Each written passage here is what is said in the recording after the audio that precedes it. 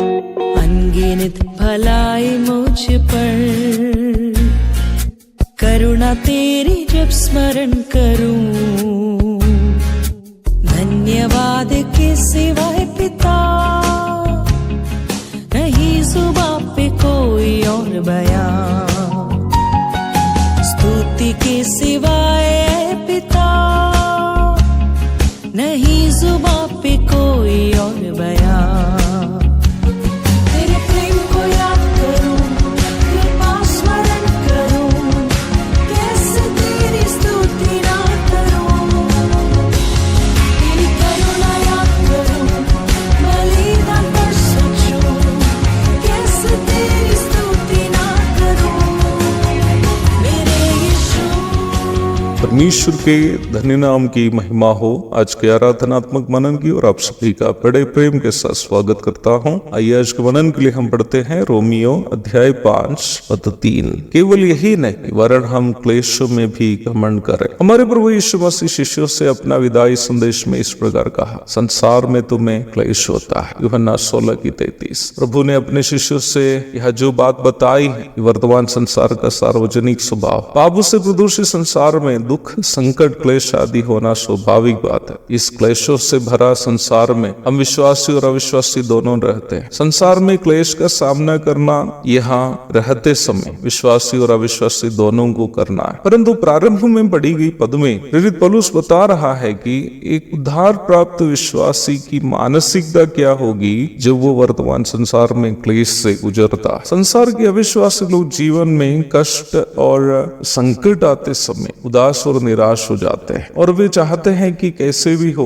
उसके जीवन से परेशानियां दूर हो जाए। परंतु उद्धार पाए हुए हर एक विश्वासी के जीवन में कष्ट आते समय उनकी प्रतिक्रिया के बारे में प्रारंभ में पढ़ी गई पद में हम देखे, विश्वासी क्लेशों में भी घमंड करेंगे। क्लेशों में घमंड करना संभव है क्या? हाँ, बिल्कुल। और ये सभी लोगों से संभव नहीं है। ये उन लोगों से संभव है जो विश्वास से धर्मी ठहरे हैं। रोमी 5:1 से नीचे की ओर पढ़ के आइएगा। यीशु मसीह पर वास्तव में विश्वास करने वाला हर एक व्यक्ति की उस मानसिकता के बारे में हम यहाँ देखते हैं जो विश्वास से धर्मी ठहरे हुए लोगों की मानसिकता है। हम तो क्लेशों में भी घमंड करते हैं। निम्न मानसिकता का प्रदर्शन अनेकों भक्त लोग दिखाते हुए हम वचन में देखते हैं। उनमें से एक विख्यात घटना है पौलुस और सीलास की उस आराधना जो दोनों ने फिलिप्पी के जेल में रहते समय, कैदी के रूप में रहते समय की थी। प्रेरितों के काम 16:25। कष्ट और परेशानियां जीवन में आते समय अविश्वासी लोग निराश और उदास हो जाते हैं। वही विश्वास से धर्मी ठहराए हुए लोग मसीही विश्वासी कष्ट परेशानियों को स्तुति के भजनों में तब्दील करते हैं, आंसुओं को आराधना में परिवर्तन करते हैं। ये कैसे संभव हो जाते हैं? ये उस पवित्र आत्मा का कार्य है जो हमारे मनों में परमेश्वर का प्रेम डालते रहता है। रोमी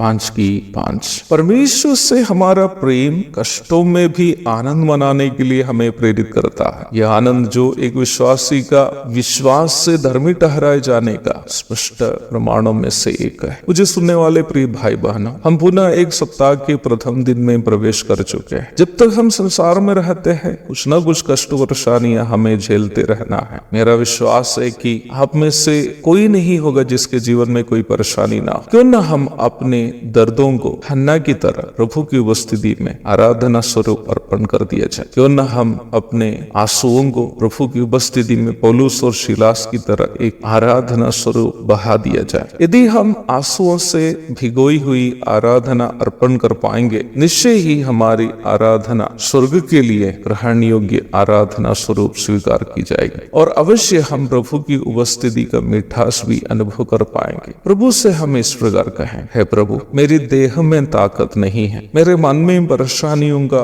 बोझ है, मेरे जेब भी खाली है, मुझे सांत्वना देने के लिए भी काफी लोग मेरे अगल बगल में नहीं हैं, मुझे अकेलापन का एहसास है, मेरी अवस्था देखकर हंसने वाले भी बहुत है, तब भी मैं तेरी आराधना करने आया हूँ, क्योंकि गतसमने से कलवरी तक आपने मेरे खातिर सहे हुए कष्टों की याद जब मैं करता हूँ तब मेरे सारे क्लेश कितने कम है। मेरे आंसुओं को मेरी आराधना स्वरूप कृपया ग्रहण कर ले। आमीन। भर आती है आंखें मेरी